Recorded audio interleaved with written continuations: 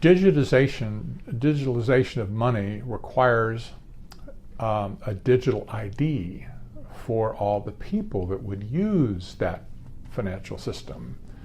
And this is part of the big rub with this whole thing. A digital ID, a digital identity, doesn't simply mean that you have now some kind of a new, like a driver's license, with a chip in it. That's not what this is talking about. Digital identity means that you can be identified in such a way to attach all of your history, your activity, and your future to one single point that represents you.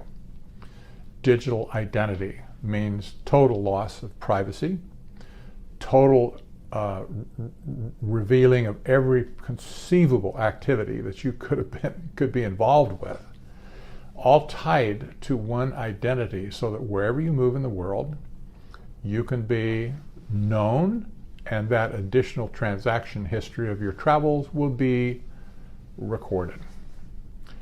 A lot of people talk about how great Bitcoin is, for instance, but in the case of Bitcoin, you have a blockchain technology that underpins Bitcoin and puts all of the transactions into what they call a blockchain, where there is no transparency either. It just happens to be distributed, but where there's no one central place it's stored, but you can still look into anybody's blockchain and see exactly who did what, when, where, how, etc.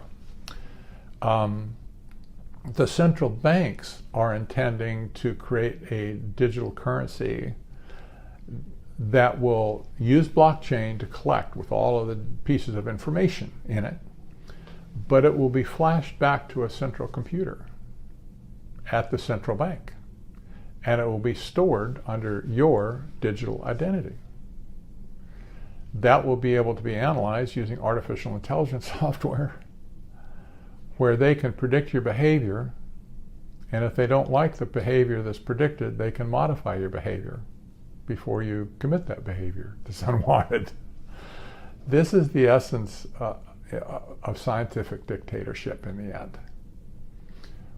Whoever controls the data controls the object of the data. In other words, where it was collected from. So if the central banks are able to collect all of the financial data plus all of the other transactional data, so say you buy a house, for instance.